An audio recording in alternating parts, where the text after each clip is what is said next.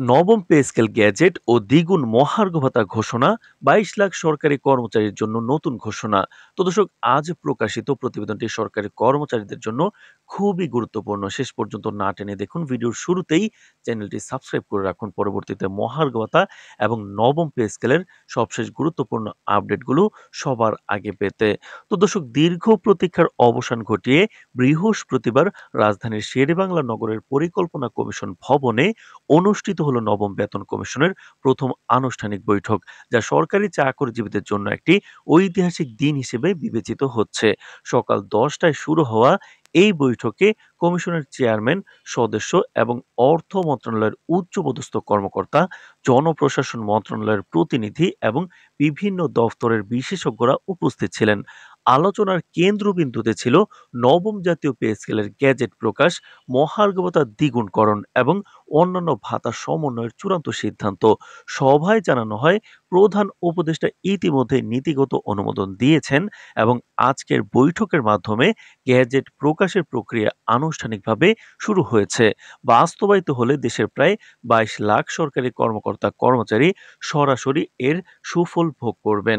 তো দর্শক, pay commission সূত্রে জানা যায়, নবম পে স্কেলে গ্রেড ভিত্তিক বেতন কাঠামোতে যুগোপযোগী বড় পরিবর্তন আনা হয়েছে। নিম্ন গ্রেডের কর্মীদের জন্য বেতন বৃদ্ধির হার তুলনামূলকভাবে বেশি রাখা হয়েছে, যাতে নিম্ন আয়ের কর্মীদের আর্থিক নিরাপত্তা বাড়ে। উচ্চ গ্রেডের বেতন বৃদ্ধি ধাপে ধাপে বাস্তবায়নের পরিকল্পনা করা হয়েছে, যাতে অর্থনীতিতে অতিরিক্ত চাপ না পড়ে। প্রাথমিকভাবে ২০২৫ সালের সেপ্টেম্বর মাস থেকে এই পে স্কেল কার্যকর করার প্রস্তাব রয়েছে। তবে প্রয়োজনীয় প্রস্তুতি শেষ হলে এর কিছু অংশ এর আগেই চালু হতে পারে। তো দর্শক, ভিডিওটির এই মুহূর্ত পর্যন্ত যারা দেখছেন, অবশ্যই চ্যানেলটি সাবস্ক্রাইব করে রাখুন পরবর্তীতে এই ধরনের গুরুত্বপূর্ণ আপডেটগুলো সবার আগে পেতে। তো দর্শক, মহার্ঘ ভাতা সংক্রান্ত আলোচনায় কমিশন জানায়, ক্রমবর্ধমান বাজার দর ও জীবনযাত্রার ব্যয় বৃদ্ধির কারণে বর্তমান বিশেষ সুবিধা কার্যকর ভূমিকা রাখতে পারছে না। বর্তমানে সরকারি কর্মীরা মূল বেতনের নির্দিষ্ট শতাংশ হিসেবে বিশেষ সুবিধা পাচ্ছেন, যা নতুন সিদ্ধান্ত অনুযায়ী প্রায় দ্বিগুণ মহার্ঘ ভাতা করা হবে। এই বৃদ্ধি কার্যকর হলে নিম্ন ও মধ্য আয়ের সরকারি কর্মীদের মাসিক আয়ে উল্লেখযোগ্য স্বস্তি আসবে। পাশাপাশি চিকিৎসা ভাতা, বাড়ি ভাড়া ভাতা, টিফিন ভাতা, তারপর ওভারটাইম ভাতা এবং অন্যান্য সুযোগ সুবিধাতেও সমন্বয়ের সিদ্ধান্ত গৃহীত হয়েছে, যা দীর্ঘদিন ধরে স্থবির অবস্থায় ছিল। তো দর্শক, অর্থনৈতিক বিশেষজ্ঞদের মতে, নবম পে স্কেল বাস্তবায়নের সরকারি কর্মীদের ক্রয় ক্ষমতা বৃদ্ধি করবে। ফলে বাজারে অর্থের প্রবাহ বাড়বে এবং অভ্যন্তরীণ অর্থনীতি চাঙ্গা হবে। তবে এর ফলে মুদ্রাস্ফীতি সামান্য বাড়তে পারে। এই ঝুঁকি মোকাবেলায় সরকারকে রাজস্ব আয় বৃদ্ধি, কর ব্যবস্থার আধুনিকরণ এবং উৎপাদন খাতে বিনিয়োগ বাড়ানোর উপর গুরুত্বারোপ করতে হবে। বিশেষজ্ঞরা আরও মনে করছেন, বেতন বৃদ্ধির ইতিবাচক প্রভাব ধরে রাখতে বাজার দর নিয়ন্ত্রণ এবং প্রয়োজনীয় পণ্যের সরবরাহ নিশ্চিত করাটাও জরুরি। বৈঠক শেষে পে কমিশনের চেয়ারম্যান বলেন, এটি শুধু বেতন সংস্কার নয়, বরং সরকারি কর্মচারীদের মর্যাদা ও প্রাপ্য সম্মান ফিরিয়ে দেওয়ার একটি বড় পদক্ষেপ।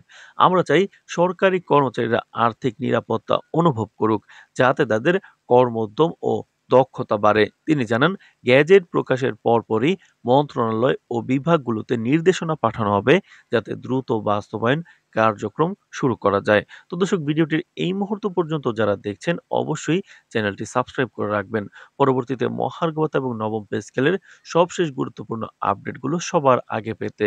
তো দর্শক, উল্লেখযোগ্য যে সর্বশেষ বড় বেতন সংস্কার হয়েছিল ২০১৫ সালে অষ্টম জাতীয় পে স্কেলের মাধ্যমে, যেখানে সর্বনিম্ন বেতন ছিল ৮,২৫০ টাকা এবং ৭৮,০০০ টাকা। এবার নবম পে স্কেলের সর্বনিম্ন বেতন ১৬,০০০ টাকার উপরে এবং সর্বোচ্চ বেতন ১,০০,০০০ টাকার কাছাকাছি নির্ধারণের প্রস্তাব রয়েছে।